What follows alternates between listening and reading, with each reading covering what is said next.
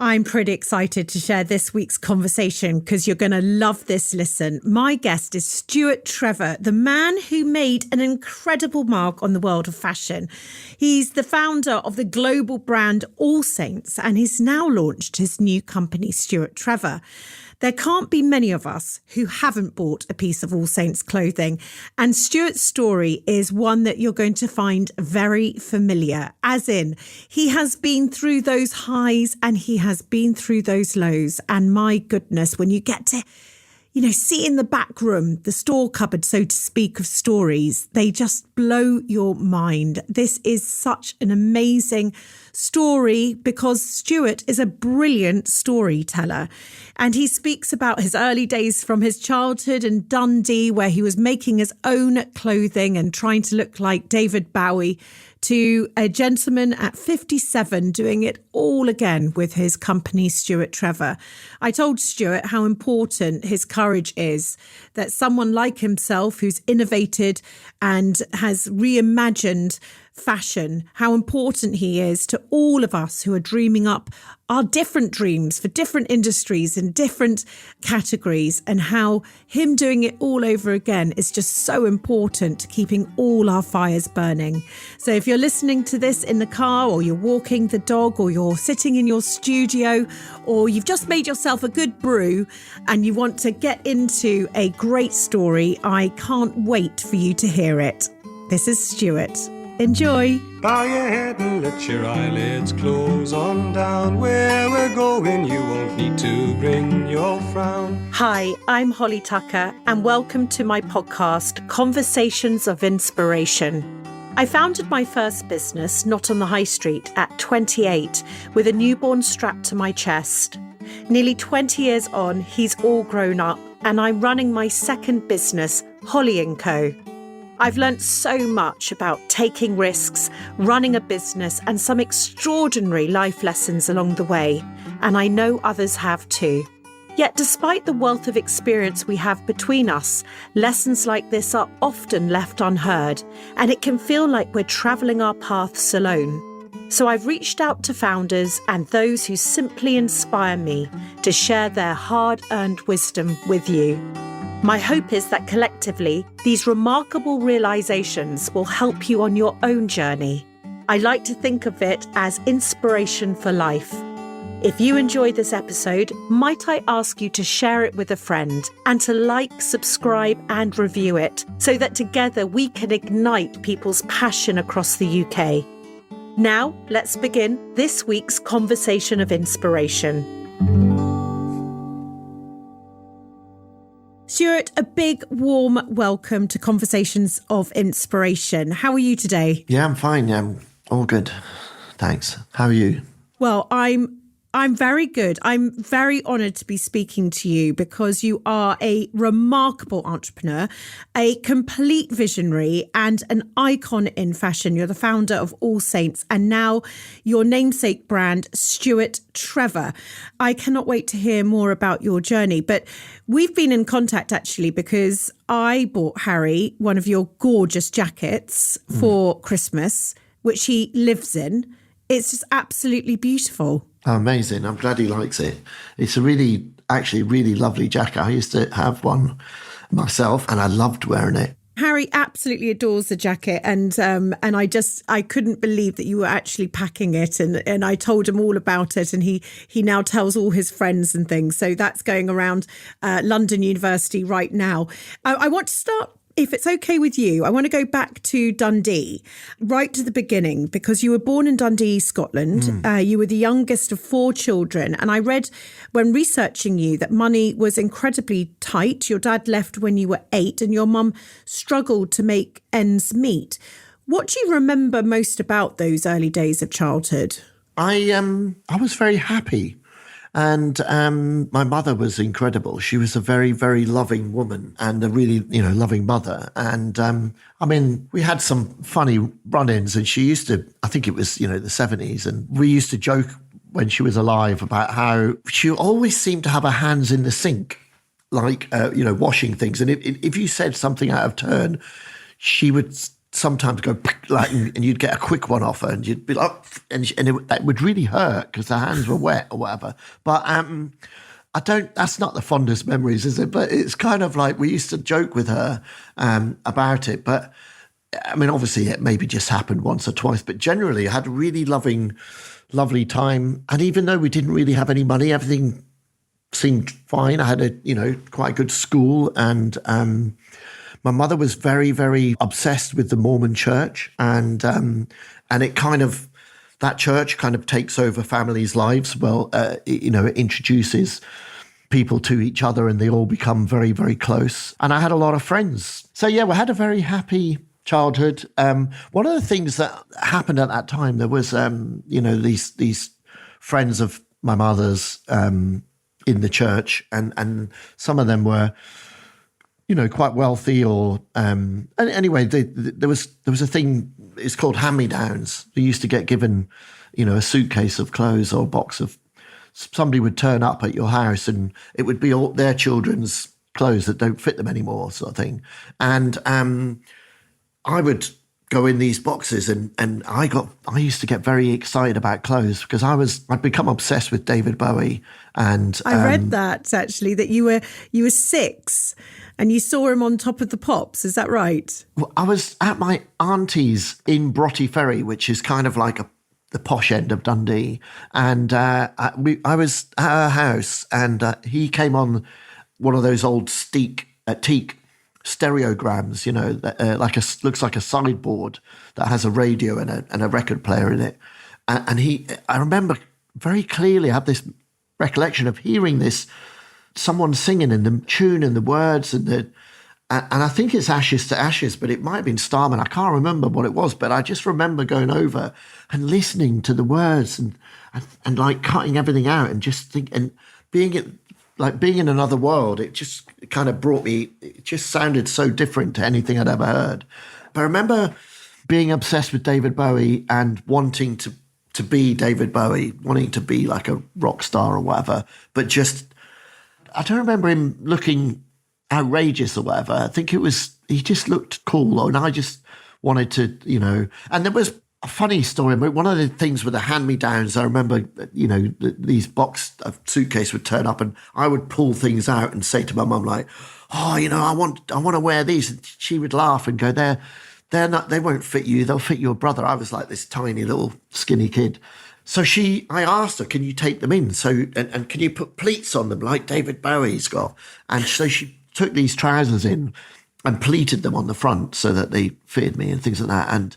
And that was very, very early days of being, and I remember as well being, I don't know why, I'd become obsessed with a pair of red boots, have a memory of making my mum go and buy these red boots. And she didn't really have any money, but she managed to find, I think I wanted Doc Martens, but we got like a cheaper brand called Major Domo or something. But I was so proud of these, and I polished them every day, and I slept with them under my pillow, and they laughed at me. My brothers and sisters laughed at me, but I just loved these boots. I was, from a very young age, obsessed with fashion and style. Yeah.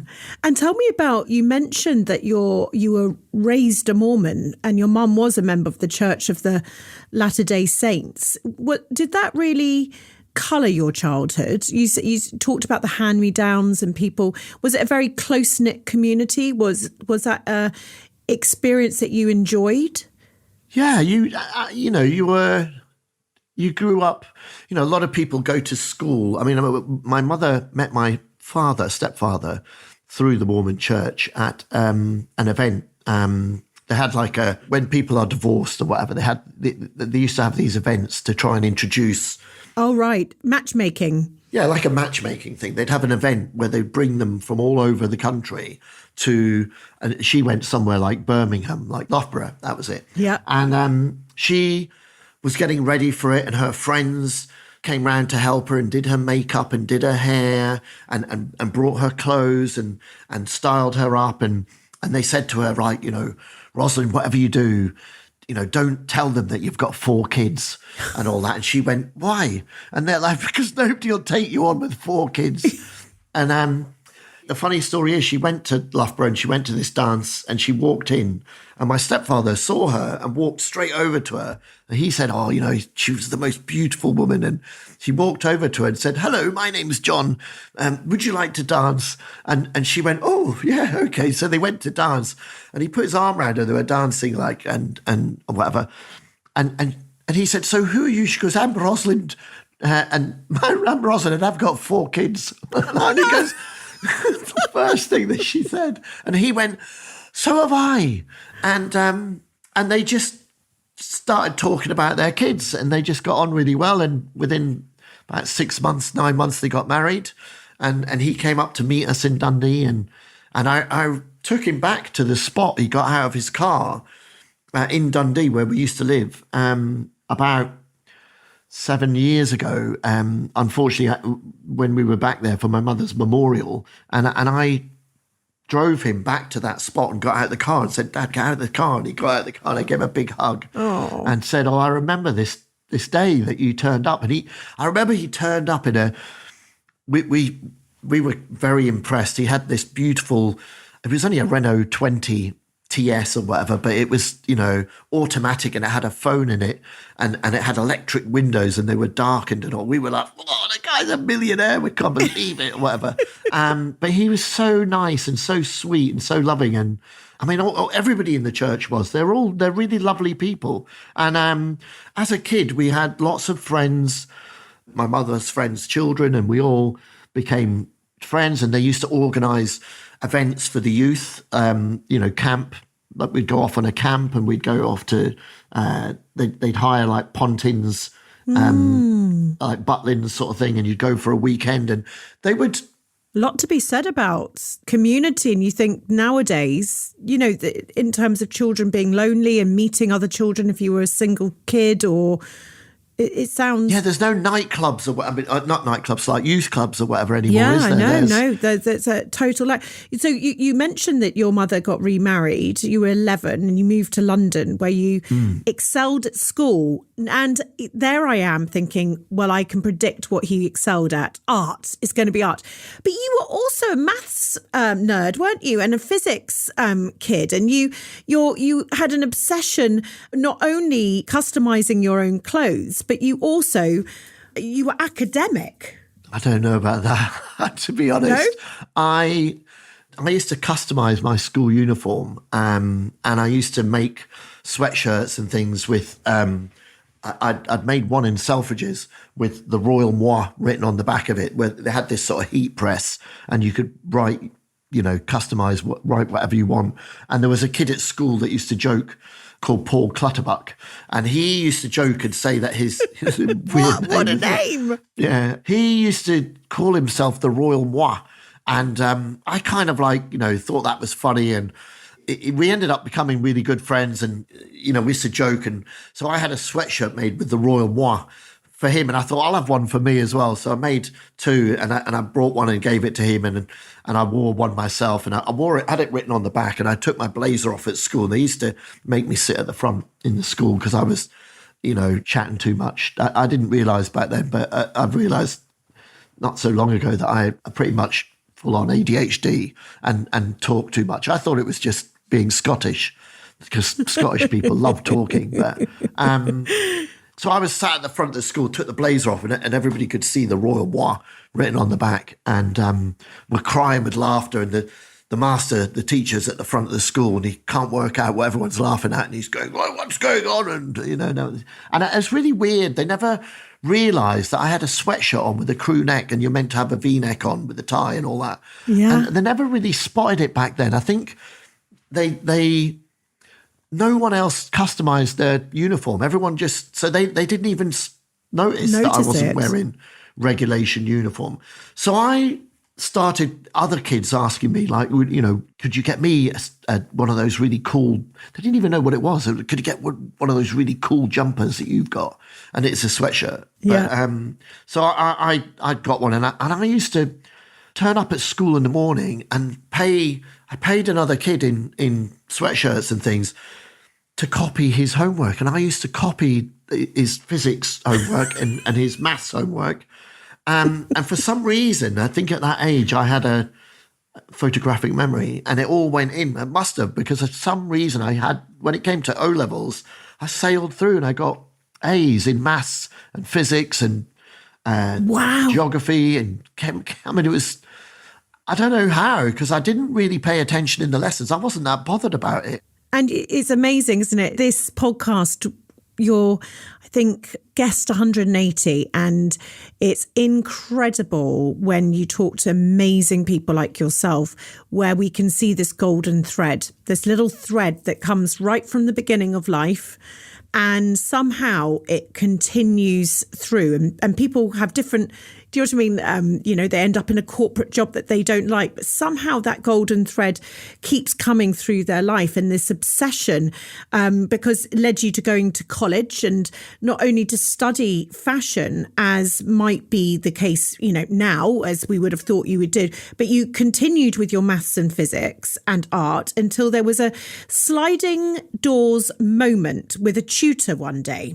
I think you found yourself potentially realising that one thing you had chosen wasn't for you. Can you tell us about that moment? So I left home and I went to live with my sister and got into a technical college. She was living up in the Midlands in Corby in Northamptonshire, and I got into Kettering Tech, I think it was called Tresham College, to do, because at school, when I got the results, the careers teacher, they asked me, what do I want to do? And I said, well, I want to do something in design, art, using art. I mean, I'd been obsessed with drawing cartoons as a kid, and at school I was in the print club, the art club, the life drawing class. I used to stay behind every single day doing either, woodwork, craft design, technology, or art, or printing, or whatever.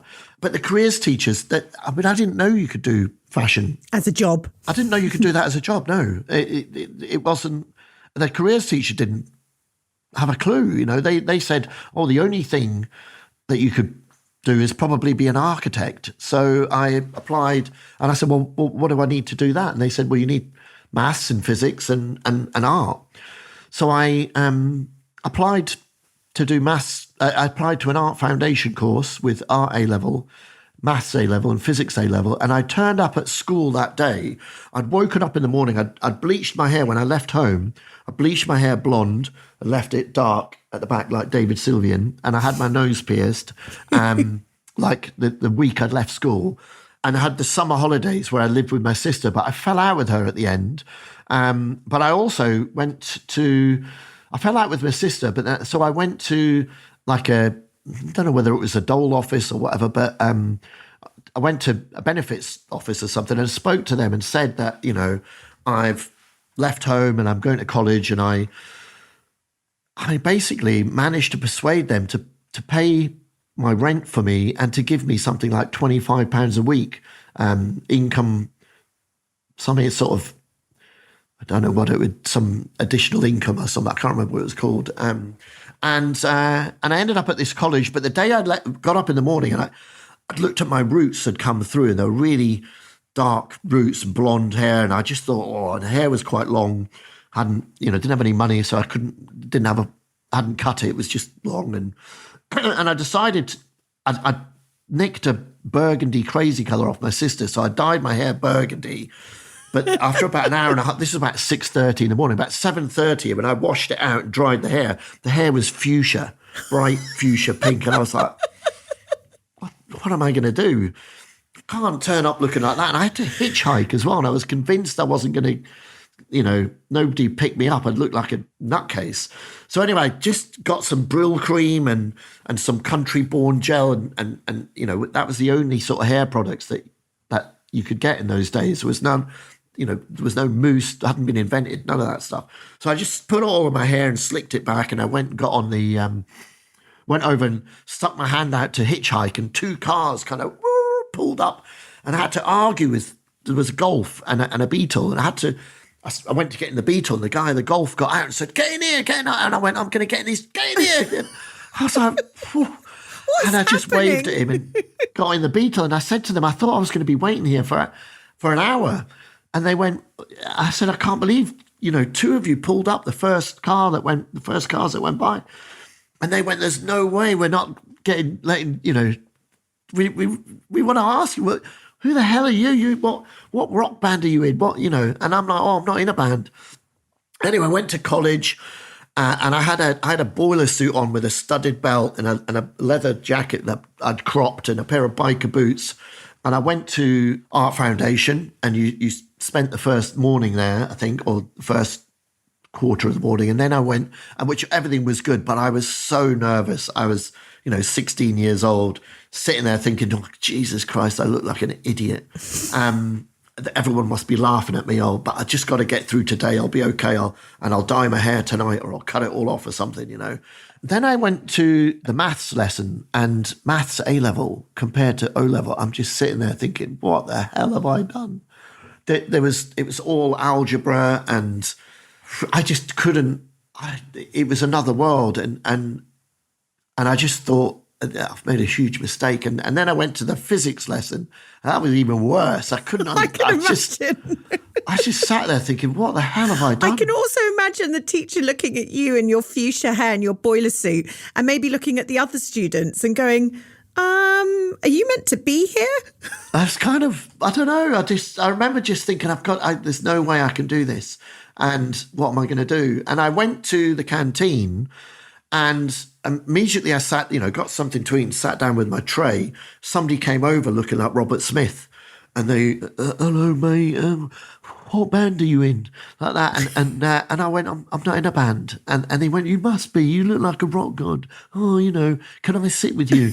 And I went, yeah, sit down, And then someone else came over looking like Alana Curry from the Thompson twins. She had like shaved hair at the sides and a Mohican, and she was like, can I sit with you? And I'm like, yeah, of course. And she goes, what's your name? And I'm Stuart. She's like, what band are you in? I'm not in a band. You must be. You look like a rock god. Oh, that's funny you should say that. And she said, but are you on the fashion course? I went, what fashion course? She went, up the end of the holiday, you must be on the fashion course. She goes, but I was in there and you weren't there. I went, I don't, what? Tell me about this fashion course. She went, come on. And so we got up and we walked down the corridor, and there's me and Robert Smith and Susie Sue and Alana Curry from the Thompson twins. We walk up the corridor. She takes me into this room, and there's all these mannequins and pattern cutting tables and sewing machines and irons and I just like, my eyes were just like, oh, my heart was like, this is unreal. This is like, I couldn't believe, because I'd learned it. My mother had taught me how to sew because I'd been customizing, clothes and on her machine at home and things like that. So I went up to the tutor and I said, like, oh, hi, I'm really sorry. I said, but I made a huge mistake. And I said, I'm on the Art Foundation course, but I need to be on this course. And she went, well, I'm sorry, you're too late. You'll have to come back next year. And I went, no. And the girl said, Miss, are you mad? Look at him. Look at this kid. He's, he needs to be on this course. She's like, oh, can you even sew? And I went, yeah. And she went, really? I went, yeah. She went, okay.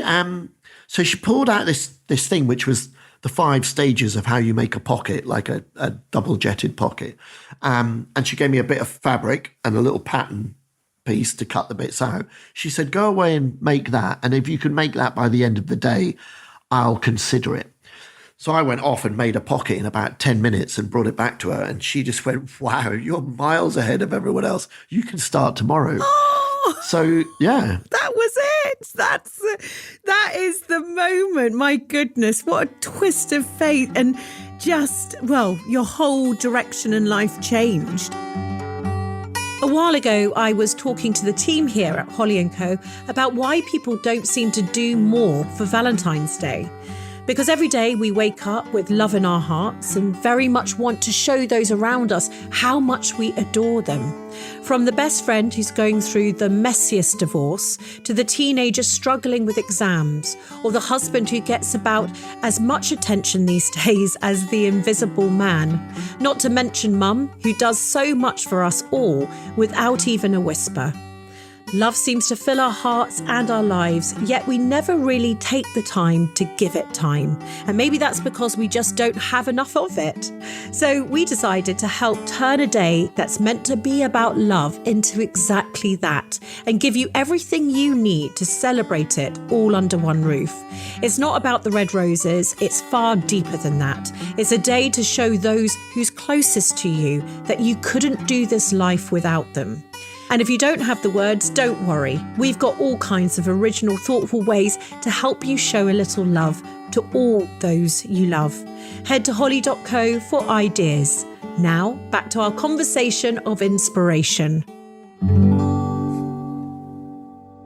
I'm going to take you now to when you went on to obviously study fashion at Nottingham Trent University, and your talent was very quickly recognised and you won the Smirnoff Fashion Award. What was this lady called, by the way, your tutor? Pam Keeling. Pam. Okay, thanks, Pam. We've got a lot to owe Pam, haven't we? Someone sent me a message recently, somebody who was at that Tresham College with me. They wrote, Pam would be proud of you. I thought that was really funny. I don't even know where she is now. I did keep in touch with her and I invited her to some family events years later, but I lost touch with her. But I'm not even sure if she's still around. Well, Pam, if anyone knows Pam, stranger things have happened, Stuart, on this podcast. But you won the Smirnoff Fashion Award, and then you were contacted by David Reiss, the founder of Reiss. Yeah. And that started a 10-year working relationship. And it must have felt like a wonderful dream at the time, because you started working for Reiss part-time whilst you were still studying, and then full-time, is that right, after university? Yeah.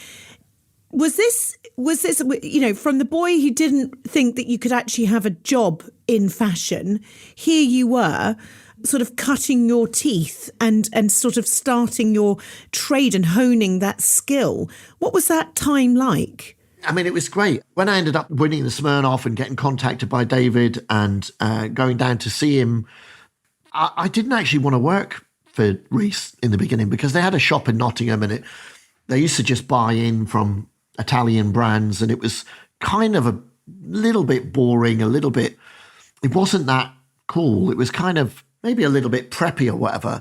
But he rang the college about 10 times, and the head of the college, the dean of faculty, told me, you've got to go, you've got to ring this guy back. You can't just ignore him. But I'd also won a Mont Blanc and Paul Smith competition. I was a finalist in that, and I had made these suits by turning them inside out and using the interior seams on the outside. And I'd done that for the Paul Smith competition. Paul Smith loved it, and he wanted to put that in his collection, and he offered me an internship. So I actually wanted to work with Paul Smith. And that was one of the reasons why I applied to go to Nottingham, was hoping that I would meet Paul Smith. So I went to Nottingham. I loved it in Nottingham. And anyway, so I rang this David Reiss. He asked me to come to London to see him, and the head of faculty said, you've got to go, He said he'll pay for the ticket and everything. So I took the train down, and I thought, I'll go to London for the day, it'll be all right. So when I arrived on the King's Road was still rocking, and I was like, wow, this is great, actually. He said, so I went to see him, and I laid out and he went, yeah. And he just handed me an envelope with and I said, what's this? He goes, open it. And I said, well, don't you want to look at the clothes? And he went, I've seen them. They look great. You're great. I think you're a really talented young kid, and I want you to come and work with me.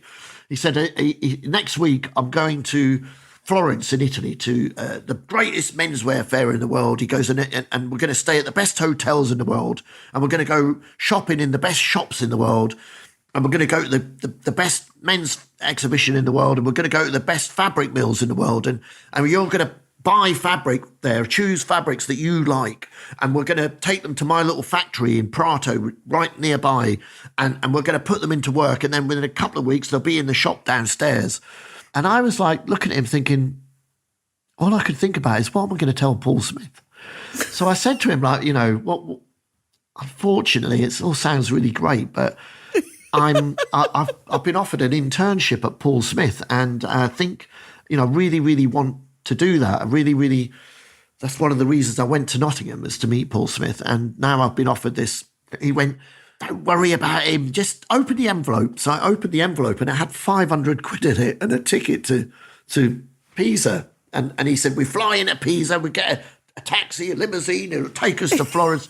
He goes, don't worry. He goes, he said, just come with me. He goes, I think you'll like it. He goes, honestly, he goes, and if you don't like it, you don't have to come again. He said, but I think you'll like it. He said, and the best thing is you don't have to tell Paul Smith.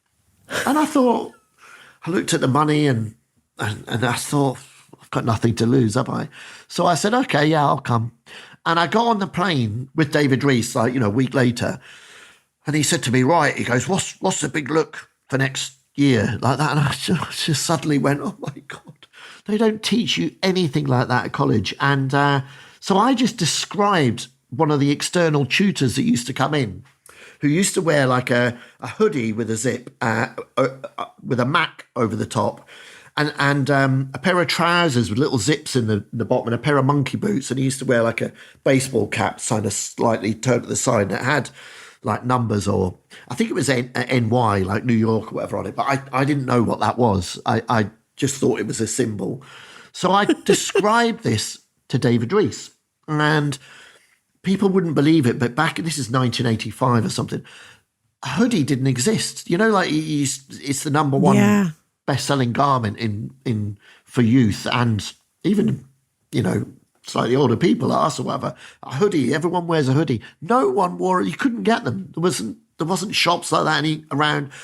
So I was describing a hoodie by saying it's like a knitted cardigan, but it has a zip and it's got like a hood. And it has like little strings so you can make the hood a little bit smaller. And he's going, oh yeah, that sounds interesting. I said, it's got a pocket on the front, like a patch pocket, and it has like ribs on the cuff. And he's going, oh, that sounds good. So like a cardigan with a hood, that sounds good. And I said, and a Mac with like a little tab on the collar and little patch pocket in it. He was going, oh, that sounds good. And a trousers with little zips and monkey boot. And he's going, well, that sounds great. And a cap with like numbers on the front or something. He's going, oh, sounds great, And anyway, we landed and we got in this taxi, and the taxi was driving like 120 mile an hour from Pisa to Florence. And we arrived in Florence. And if you've never been to Florence before in your life, you remember this is some kid who's just come from, he started out in Dundee well, he's ended up in London, but, and then he's in Nottingham. Yeah, and incredible. You arrive in Florence in like a limo, and you pull up in outside this beautiful hotel, and we were in a piazza underneath the hotel. And David said, you're staying in that hotel and I'm staying in this one opposite. It was a little bit posher. He said, I'm just going to go up to my room and freshen up. So I handed my bag in, and I was walking around in the piazza a little bit there thinking, he's going to find me out now. I haven't got a clue what I'm talking about. And I went back there a couple of weeks ago, and I brought my partner and a kid I was with, and said, this is the piazza where I arrived with David Reiss. And I was wandering around thinking, well, at least I got a trip to Italy out of it. He's going to find out that I haven't got a clue what I'm talking about. And also because he was quite straight. So, he used to wear a blazer with a shirt and tie and a pair of chinos and a pair of loafers. It was so not what I was in. That wasn't fashion. That was very preppy. And everything I was into was a lot cooler, So I thought it's not going to work out. I haven't got a clue what I'm talking about for one, but also what I'm interested in is not what he's interested in. So anyway, he came down and we walked around the shops, and we arrived outside some of the coolest shops in the world, and they had all the new collections in because they always bring them in really early for Pitti Uomo in Florence. It's the first menswear, it's first on the fashion calendar, and a lot of designers try and get their clothes delivered to the shops really early so that they can, because everybody from all over the world flies in from, Japan and New York and LA and amazing. And everything in the windows, you wouldn't believe it. There was like, cardigans with a hood on it and a zip and Macs and trousers with little zips in and the mannequins are all wearing monkey boots and caps with numbers on. And David's like, couldn't believe it. He's gone in the shop and he's trying it all on. He was looking for inspiration as to what to produce for Reiss, but also, what to buy, because he used to buy in from a lot of people then.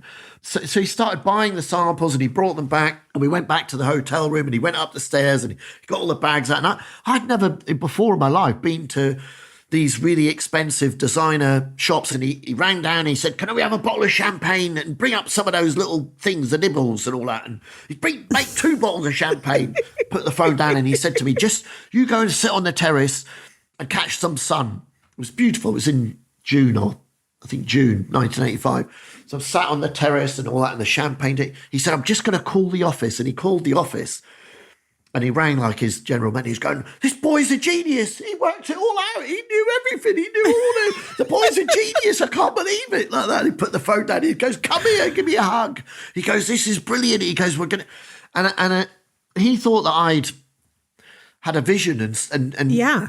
Oh, well, wouldn't you? I mean, how old were you? Were you 19? I think I was about 18 or 19, yeah. 18 or 19. And God, I just absolutely love these stories. I mean, it's remarkable because you ended up becoming because I want to get into the All Saints conversation here, but you ended up becoming the head of design and buying at Reiss. And you were 19 years old. Yeah. And he must have just literally thought, well, he thought you'd predicted the future. Yeah. And he's thinking, my goodness, so that was 10 years, wasn't it, that you spent at Reiss? Yeah. On that trip, we then went to the show and we went to the best restaurants in the world and we went to the best fabric mills in the world. And when I went in these fabric mills, I mean, these were fabric mills that were making all the best fabric. There was one in particular in Prato called Carpini, and they used to do all the wash gabardine for Jean-Paul Gaultier, who was the #1 menswear designer in the world. And you could see his name written on the rolls, and Armani, and you wandered around. You could see that this was the best in the world. And I went in there, and I found all this dead stock. I asked if I could have a look around the fabric mill, and I remember David Reiss going, what for? Like that. And I'm like, I've never been to a fabric mill in my life. I'd like to have a look and see what goes on. I know you think I'm a fashion god, but I'm not quite there yet. I'm everywhere I've ever been, I want to know everything about behind the scenes. So he took me for a tour of the factory, and the guy loves it because that's what he does. So as we're wandering around, we see this tons of dead stock fabric. I've asked him, what's this? And it's got Gaultier's name on it. He's going, Casino, which I didn't know then, but I was learning Italian. I used to write the words down, and I'd have a little dictionary and look up casino, and it says disaster. And I'm like, what's a disaster? He spoke English, this guy, but a lot of Italians didn't. I was trying to translate, but basically, every time that they produce 2,000 meters of a fabric, they have to make 2,200 in case something goes wrong. And then every time, when something doesn't go wrong, they end up with 200 meters of fabric they don't know what to do with. Yeah. So this was all dead stock fabric. So I said, can we buy it? Because it was there, sitting there. And he went, yeah. So we took swatches of it, and I did a deal and bought all his dead stock fabric and had it shipped to the little factory round the corner, and went there and put things into work. So I'd made myself a little sort of shirt jacket with a zip in it, like with a little cotton. And I gave that to the factory and said, can you make a sample of this and make that in this fabric? And can you make a 3-button blazer and a waistcoat and a pair of trousers with pleats? And there was a load of colours like, red and blue and greeny, and loads like really quite unusual looking things. And David just, considering up until then, he was like navy blazer, white shirt, tie, chinos, classic suits, classic blazers, classic chino, classic, crew neck jumper, and, very, very non-design sort of thing. He just kind of let me do whatever I wanted. And it all arrived in the shop. I think the samples came about 2 weeks or 3 weeks later, and I had to come back down and meet him because I came back to London, and he said, basically, I want you to come every Friday and we'll work get the train every Friday morning at 6:00 and we'll meet in the King's Road at 9 from Nottingham and stay over in London on Friday night, and we'll work all day Saturday. So I ended up for the next year all the way through, and in the summer as well, from summer holidays, I ended up working there every day. And we got on really well. And this stuff arrived in the shop and it sold out in one day. And he was just like, Wow. Yeah. Again, champagne. Well, I think we were over the champagne by then. It was just kind of like, he was then arguing with me because I wanted one for myself.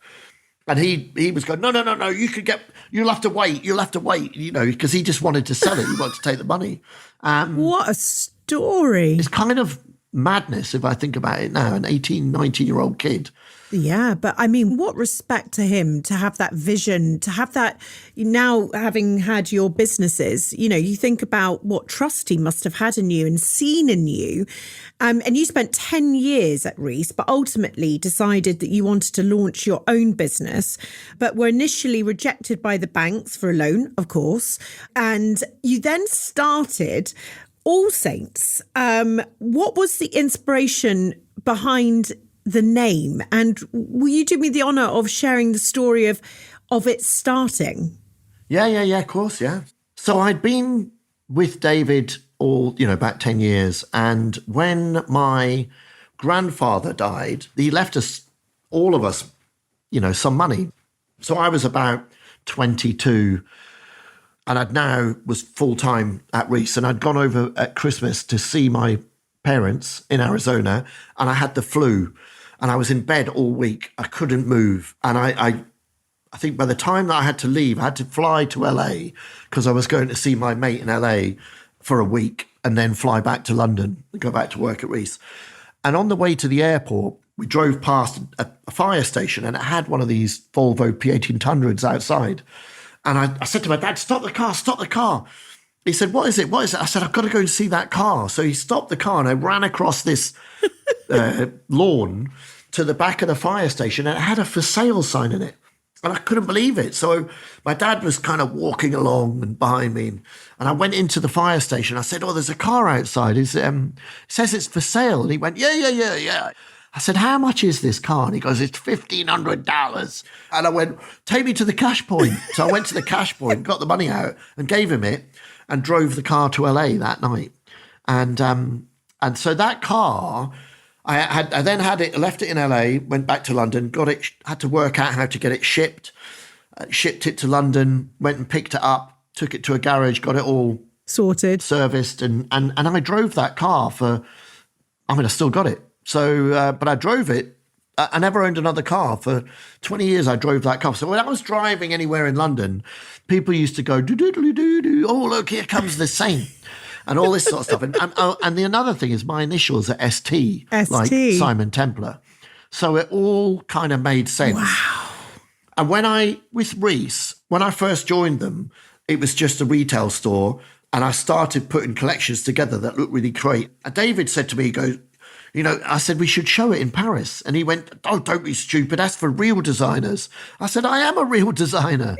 and we did that. And we sold the collection to Barney's New York, Nordstrom, Isetan in Japan, Galleries Lafayette, Selfridges, Harrods. And Reiss became like an international designer brand. Yeah. And so I was selling to the buyers from Selfridges and all the coolest independent retailers in Britain and that, and in LA and they all used to come to Paris, and I would run the booth and run the stand and take the orders and write down, connect with all these different. So I knew the insides and outs now of how to launch an international fashion brand. And a lot of them used to say to me, why don't you do your own brand? And I was like, I'm quite enjoying this. It's really great. And then I suddenly thought, but I wrote down names for it. And I had Stuart Trevor, ST, Saint, my middle initials, G for Gardner. So SGT, Sergeant. I'd written down all these, like a list. And then I was on All Saints Road in Notting Hill, in Notting Hill Carnival. And I had a few drinks. I was like sitting in the street with a mate. And I looked up and I just saw All Saints Road. I thought, All Saints, that sounds cool. That works. If someone asks you, where do you get your jacket from? All Saints sounds better than The Saint or Stuart Trevor, or it just rolls off the tongue. Yeah. And this is incredible because it was mid-90s. I definitely am thinking back to this sort of explosion of youth culture at the time. And you had Britpop, didn't you? And it felt like there was a movement happening. And All Saints just captured that attitude and spirit. Were you looking for a gap in the market, or was it more instinctual? I think it feels from your story, it was very instinctual as David was, getting his champagne. There was something that comes out of you. You had such a clear aesthetic for the brand. Do you think that is, that is it, isn't it? You're the designer.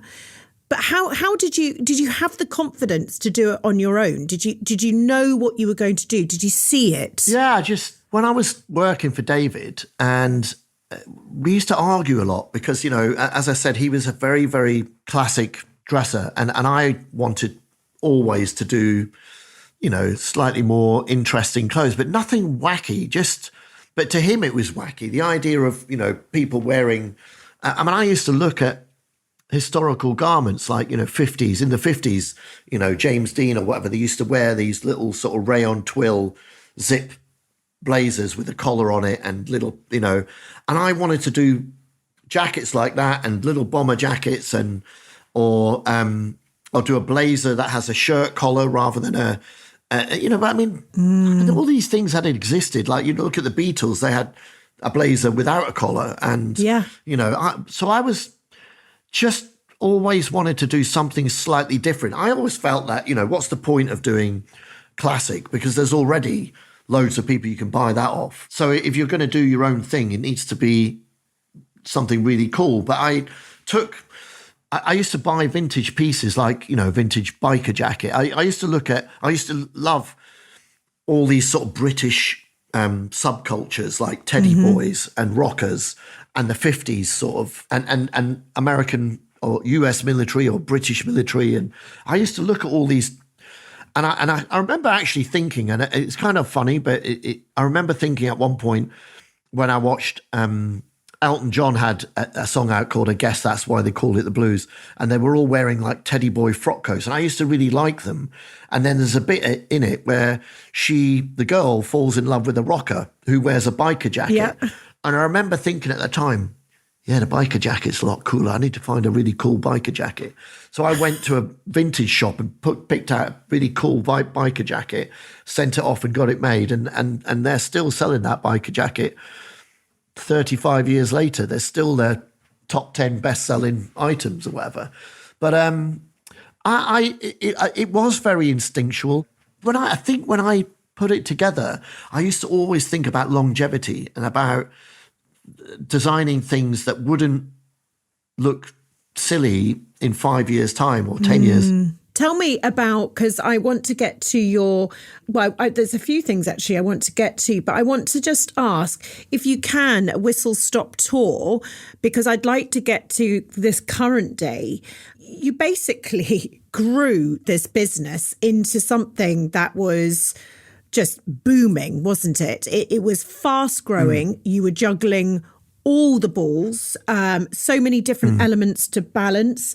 You were ordering, 500 of one jacket, 1,000 of another jacket. You were you got yourself into a situation where you were running a big business.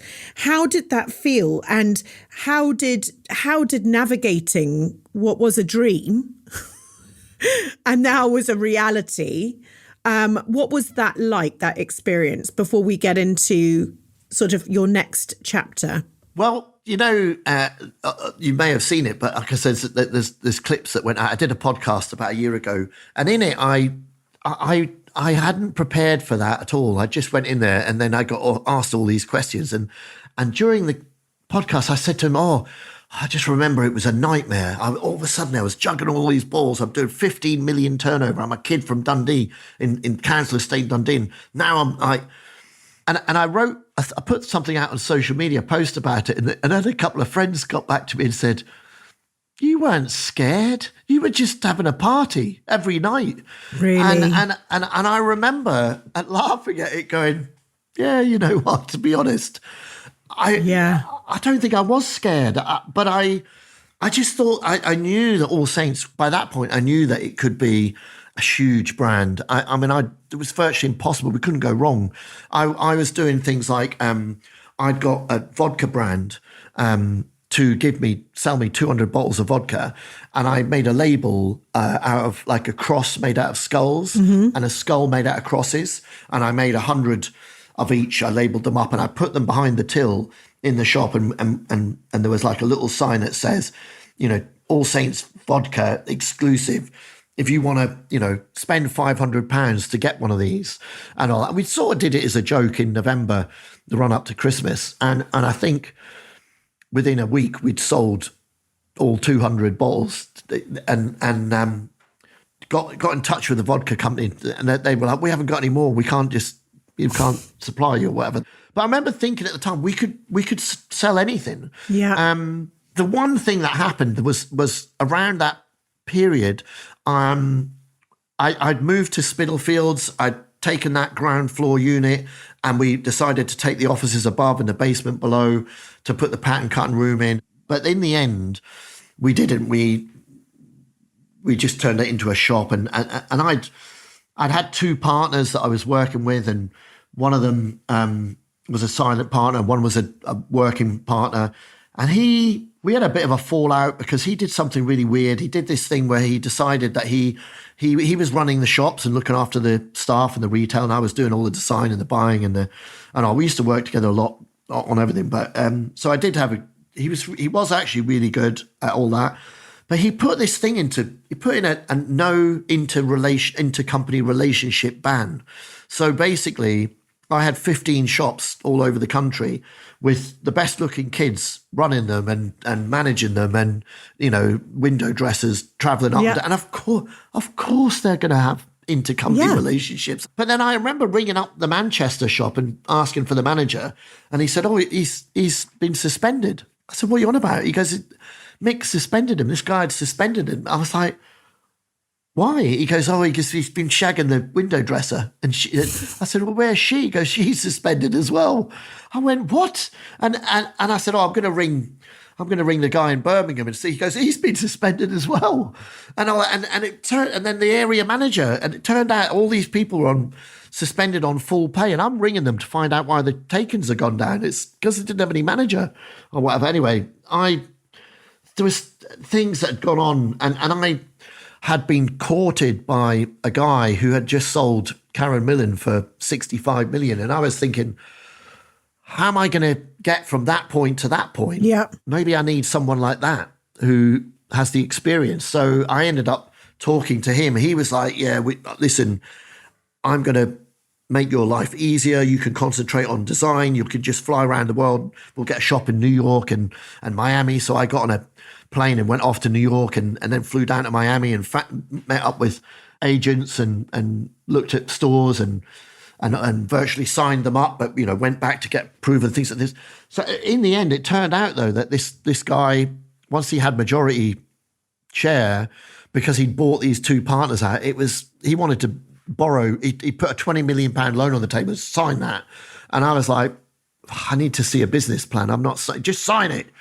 And I'm like, I can't do that. I need to know what we're going to do. And in the end, I just had to negotiate my way out of it because I didn't feel comfortable. I'm risk averse, and I just didn't think that this was right for me. So at that time, it was kind of, sometimes in life, with people when they start their own business, you get to a point where you have an opportunity to get out. And I just thought at that time that was the right thing to do. Yeah. So because I've spoken to founders on this podcast who have Joe Malone and people who have sold their businesses, and Bobby Brown and lots of companies where, and I'm very, very proud of this podcast because I think, captured the most stories of founders where they've moved on from their brand and and myself as well. What's your relationship now when you walk past All Saints? What's your feeling that you get? It's fine. I mean, it's okay. Yeah. When I first sold it, I used to have to drive by the Spitalfields store every day to take my kids to school. And in the beginning, I was happy. I didn't have any worries. I had a load of money in the bank. I Started out a new brand. I was really enjoying that. And I started out a new label called Bolingaro Trevor. And with that brand, I mean, I did 10 years and then I sold that. But in that period, I had so many fun things. I dressed a lot more than I'd done with All Saints. I dressed virtually every one of the coolest British and American rock and roll bands, met loads of them. I used to get phone calls off of people like, Duff McKagan from Guns N' Roses. I'm coming to London. Can I meet you? And all that. And I'd have to go and meet him and sell him 4 leather jackets and at home house. And then, end up spending the night hanging out and partying and things like this. So, I mean, wow, loads of really interesting things. Having started out as a kid who wanted to be David Bowie, I ended up dressing nearly everyone. That close, actually. At one point, with Bolingaro Trevor, I had a shop in Spitalfields, and I got a phone call from the manager. He sent me a picture of an Asian guy. He said, "Do you know this guy?" And I looked at him, and it was Kanzai Yamamoto, who was David Bowie's stylist. And he said, he's in the shop, he's buying loads of stuff. He's come and meet him like that. And I got on my bike and cycled from the studio in Hoxton down to Spitalfields. And I just got there too late. He'd been and gone. But he'd spent about 10 grand in the shop buying like loads of Bolingaro Trevor stuff. So I was like, oh my God, we're going to dress David Bowie. This is amazing. This was about 10 years ago. And then, a couple of years after that, David Bowie passed away. So unfortunately, it never happened. Because that would have been the full circle, wouldn't it? That would have been the highlight, I suppose. Each week I hand this ad break over to our partners at Royal Mail, and this time I'm here to share a thought with fellow founders about ways to reach more customers. Now, I don't know about you, but certainly for me, after launching Holly & Co., the year ahead for us is all about getting the word out there, attracting new customers and telling our audience who we are and what we do. As a listener, you'll know that I'm very much an advocate for really trying to understand customers, knowing everything about how and why they consume content, and finding ways to engage with people and cut through the noise, especially when there are so many retailers vying for attention. One of the decisions I made early on was to send something friendly through the post. From a Christmas catalogue to a personal letter, in a time when the world feels very digital and AI seems to be taking over, people really appreciate something physical. A white paper from WARC stated that 64% of consumers say that mail retains their undivided attention. And considering we all see or hear around 100,000 words a day, to get that kind of cut through is incredible. So whether it's a leaflet, a letter, or something more substantial, a door drop might really just help your business. Just head over to Royal Mail's Small Business Hub via royalmail.com to find out more about postage. Now, back to this week's conversation of inspiration.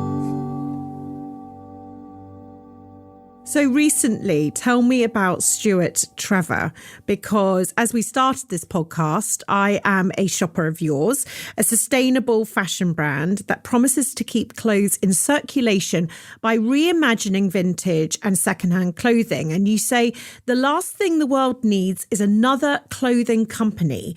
What about a clothing company that doesn't produce any clothing? And it's a pretty bold statement, of course, from you. Tell me about this brand and how it works. I mean, I'm stuck on the website, your videos. I loved every single second of it, and it's only just really begun. So tell me about this brand. Yeah, it's still very early days. So I started working a couple of years ago with young startup businesses that have a positive social or environmental impact. Some of these there was a denim brand that are called Fanfare Label. They take vintage jeans and they customize them and then they sell them. So it's the circular economy. And I'd been helping and working also with a bakery that employs victims of domestic abuse, so that these primarily women can get out of a dodgy relationship. Yep. They don't. They can look after their family and have a good life. And there was coffee roasters and grinders and coffee shop that employs ex-offenders that, they train them to become a barista so that they don't end up back in jail. And as I was doing this and speaking to their investors and speaking to landlords about opening a mini department store to bring them all together, and I was meeting so many people, and they were like, well, why don't you do another brand? Because, I'm like, the last thing the world needs is another clothing brand. There's far too much clothing out there. And when I researched it more, the figures are astounding. There's 100 billion garments a year in production. There's clothes. I mean, I showed this, I prepared a deck recently for investors, and in it, some of the research that we found, there's a pile of clothes the size of Mount Everest that goes into landfill every 7 minutes. And my daughter said, Dad, you can't write that. I said, why? She goes, because that's ridiculous. That's preposterous. It's no one's going to believe that. I'm like, and I brought up the article that it comes from, and it is a fact. She's like, oh my God, this is Dad. What are we going to do? I said, I think we're going to launch a clothing company that doesn't produce any clothes. She said, well, what do you mean? Because so these investors were saying, but you look really cool. And I only ever wear vintage and generally I used to customize it. I used to put patches on it or badges or going back or to your uniform. Or yes, things like that. Yeah. So they were going, well, why don't you do that? And actually there are warehouses full of American and British and Belgian and Swiss Army military clothing. And there's one just outside of London, it's got 80,000 square feet. And they're boxes, it's all a bit of a jumble, it's a bit of a mess, but you can go through it and find really amazing pieces. And they have dead stock items, and you can pick these up and I take them and I relabel them and I co-brand them, and I added a little sort of white label that I zigzag stitch on with the red. Yeah, and I sign it. And you sign it. I know. My partner's idea was, why don't you sign it? To the original label, I came up with a logo that's an ST that looks like a David Bowie lightning bolt. Yes, it does. With a T. I thought that the second I saw it. And that was the label. I just wanted that to be the label, but I'd written Stuart Trevor on the back of the label. But then and the first garments have that double label, so you only see the ST. But then everybody, when I showed it to people, they said, why don't you just do Stuart Trevor? And I owned stuarttrevor.com. I mean, this was about 4 or 5 years ago I started making the first samples. And I wasn't thinking about making a business. I was just going to make them. Well, I was making them and I had friends asking me, and I would sell them items, one-offs. And then, so when we realized they're like one-off as well, we made this label, and it comes from a label that I borrowed a frock coat once from a prop house from Angels and Bermans, and it was Marlon Brando's frock coat from Mutiny on the Bounty, and it had a label on it on the inside that was said Paramount Studios, and it said, I think it says like actor, and it has said Marlon Brando written in it, and it says lot, and it's like lot 1, or meaning which film lot, or lot 1 studio 2 or whatever, and a date on it and everything. And I thought, God, if I put a little label like that on the back of every garment and sign it, then I was thinking, if Malcolm McLaren and Vivienne Westwood did that when they launched Seditionaries, could you imagine those garments would be worth fortunes now? They're almost, because they are like, everything that I'm doing is virtually like a one-off piece.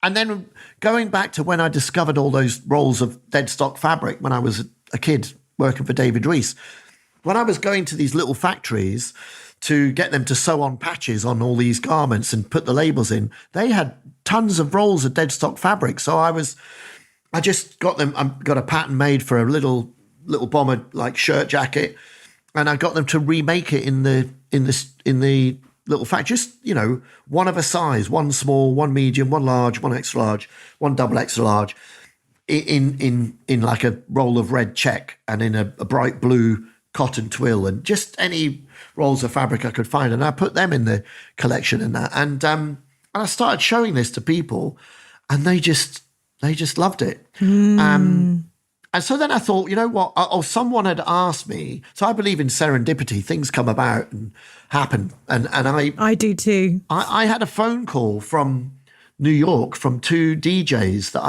that'd come to see me about a year before. I don't know why. They took me out for lunch and they said, oh, we'd love to do a collab with you. And I said, I don't really have a brand anymore. I don't really, I don't have a brand anymore. But I'd started playing around with this vintage stuff and they loved it. They were like, well, look at you. I love what you're wearing.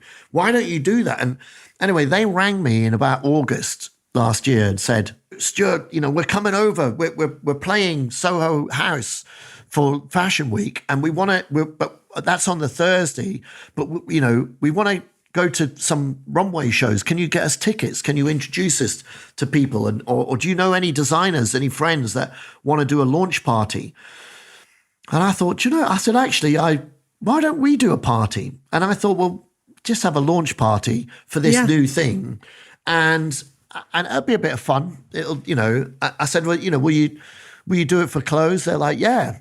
So it wasn't really going to cost me much. And so I put it on my social media, just, and I don't have huge amount of followers. I've got like 5,000-6,000 followers on Instagram and same on Facebook and same on LinkedIn or whatever. And I just put it out on my social media platform and I put an RSVP in. Well, immediately, actually, I started getting loads of people comments. I got hundreds of likes and hundreds of comments going, oh, put me on the list. So I added an RSVP and said, RSVP to info@stuarttrevor.com.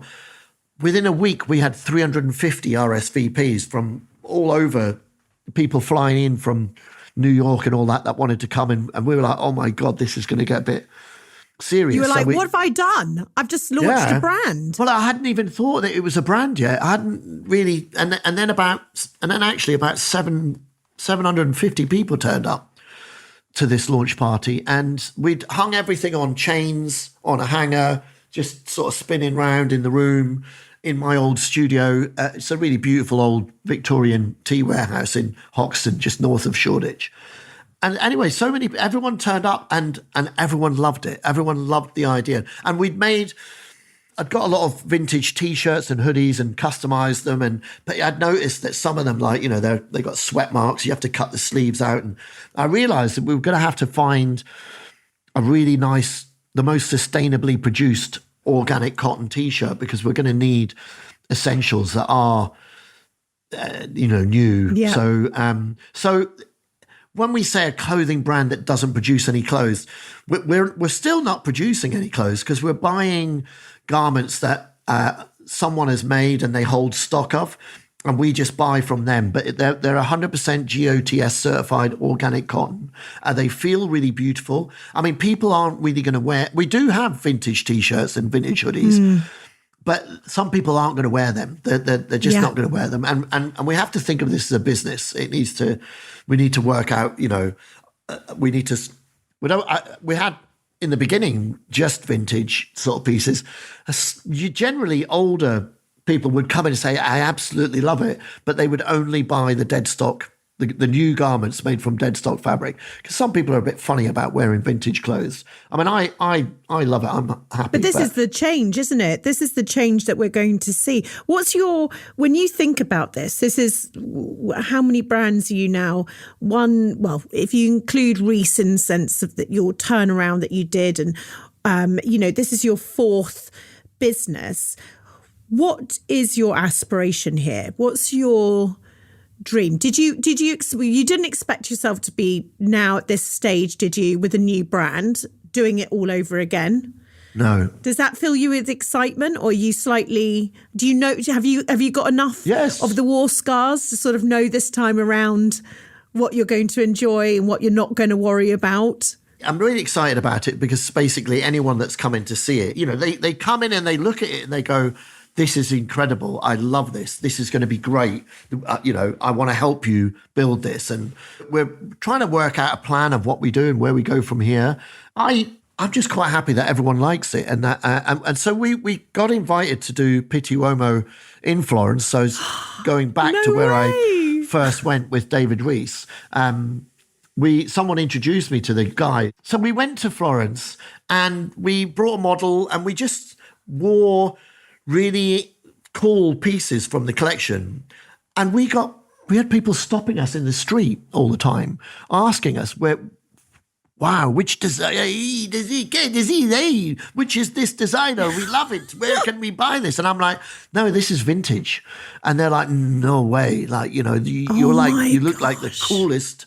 I'd bought so I know in these military places, they have like the sort of, Welsh Guards, drummers outfit. Yeah, I love that. With that, I mean, you've seen it on my Instagram and all that. I know your site very well, actually. It's so incredibly cool, these pieces. I mean, you're obviously never going to sell loads of them, but bands love all that sort of stuff. Mick Jagger wore one back in the 60s, got an iconic photograph of him wearing that. And we wandered around Florence in Italy with the model was wearing that, and I had on a vintage M51 Parker with patches on it, and with a picture of John Lennon with peace written through the eyes and on a patch on the back of it, and a bomber jacket with David Bowie with Saint through the eyes written on it, and everybody just loved it. It was and I think, I don't know, it's very early days. As David Bowie said, I don't know where I'm going, but I can promise it won't be boring. That's one of my favourite quotes. I love that. I love that. My God. Well, tell me, when you were walking down the streets, and how many years has it been between the beginning of this story and then? Is it 30 years? So it's 40 years. 40 almost. years. Okay, so 40 years you're on the pavements, same pavements. 39 sort of thing. Yeah. What a glorious life, huh? When you think about it, what an adventure you have had. And I've had a lot of fun. You have had a lot of fun, but you've also it's just incredible. These stories warm my heart that there you were 40 years ago, and now you're treading on those streets with so much wisdom and confidence. And of course, you're on the next rocket ship. But, I don't know. Well, it's just, I mean, sorry. That's why people have had the reaction. This is why he bought the 2 bottles of champagne when you were sunning your face on the balcony. You've got something. You've got something that only you will ever have. And that is... People are saying now, a lot of people have said very recently, very complimentary things about this the new business, that it's visionary and it's... And somebody wrote, it's nothing new like that. And it's on a LinkedIn post, because I was, talking about it, and he said, I've seen it before, it's nothing new. And I went, yeah, that's 100% right. It is. It's nothing new. It's obviously, virtually everything that we've got is based on existing pieces. Exactly. And so, it's nothing new. But vintage, wearing vintage clothes, my kids will not wear anything but vintage. Yeah. If you ask them, what do you want for your birthday? They want to go to a vintage shop, or they now come in and drive me mad about having pieces out of the collection, sort of thing, most recently, which was very sweet, because they're 16 and 18, and my son, 2 daughters, and my son is 24, and they only wear vintage clothes. They don't.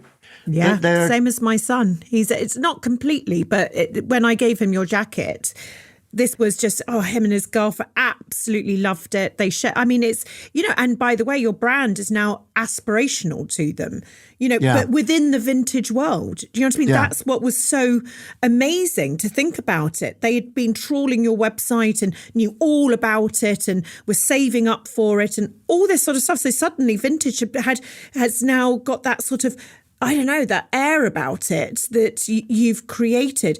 I'm going to ask you 2 questions before we get to your letter to younger self. It's what I ask all of our guests. You've had this extraordinary, as we just said, 40 years of brand building. If it's all like a roller coaster, the whole journey was just one epic big roller coaster, and you're looking pretty fine in your cart.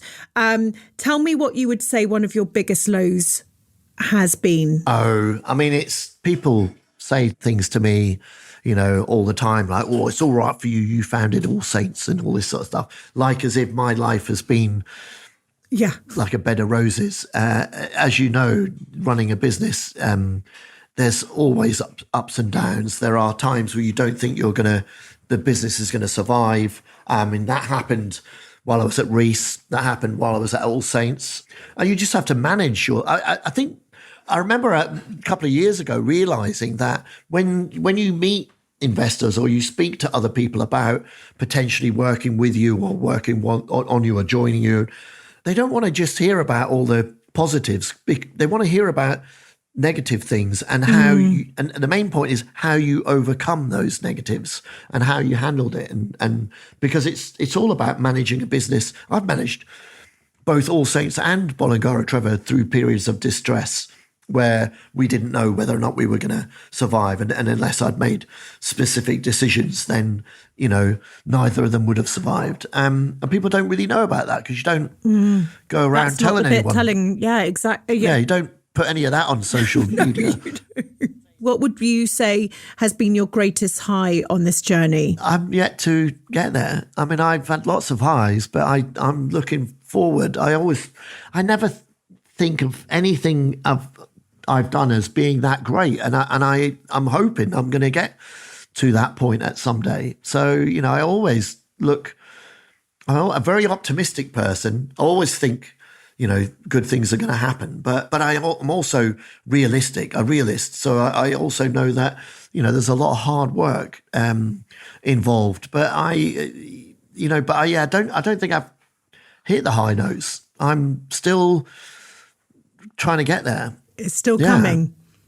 I love that. Out of all of my interviews, no one has ever said that. I just love that it's still coming. Well, yeah, not there yet. Watch this space. Watch this space, so to speak. You have been glorious, Stuart. I mean, I could speak to you all day, and there is just this vision and innovation and damn right talent that just sort of just shines out of you, even though you don't necessarily, you recognize it potentially that something's gone right for you, but you're just such a lovely human being. I'm wondering if you have prepared a letter to your younger self. I didn't actually write it down because I kept thinking, I know. I should do, but then I kept thinking all I would say, and I would, write, but how would you start that? Dear Stuart. Yeah. Dear Stuart. Yeah, I mean, I thought about this and how I would write it would be, Dear Stuart. And the things that I would put in it would be, always look on the bright side of life. And then I started singing the Life of Brian song. But no, just always be positive and always try to do the absolute best job that you can do in everything that you do. But that's what I've always done. And I often get asked by, friends or advice for their kids or to give my kids advice or whatever. And it's always strive to be the best at whatever you're asked to do. So even if you get a job as you get doing it in an internship and they ask you to hoover the building, then just do it as best as you can. Don't just do try and get it over and done with so that you can get onto bits that you like. And that's what I advise to anyone is always, I think the reason why it worked for me with David Reiss is I tried my hardest to impress him. And, even though I didn't have a clue what I was talking about, when he asked me, what's the big look? I gave it a go. I just thought, I know. I gave it a go. And that's, so a lot of people, my partner asked me when I first met her, what is your motto in life? My motto in life is get on with it. I think if people just got on with it, everything would get done, wouldn't it? Rather than, should I, shouldn't I? What am I going to do? Where am I, how do you think I should do? Just get on with it because you're never going to find out. You'll only regret it if you don't do it. If you do it and it doesn't work out, you'll be like, oh, well, that didn't work out. Let's do the next thing. But if you just get on with it, then you'll find out whether it works. And sometimes it works. What a brilliant piece of advice. Brilliant piece of advice. And I just thank you so much for your time today. I mean, a true fashion god has been on the podcast, and I'm just joking me. I just absolutely adore everything you've done, and I'm a big fan of who and what you're doing right now. I'm going to be right by your side cheering you on. I just think it's fantastic, and we all need people like you to aspire to. So thank you so much, Stuart, for your time today, and congratulations on giving birth to a new business baby. Oh wow, yeah, let's hope it turns into an adult and has a happy life. Thank you for joining me today. If you've enjoyed this episode, can I ask that you share it with a friend and like, subscribe and review it too, so that together we can inspire even more people to follow their dreams, to build a life they love.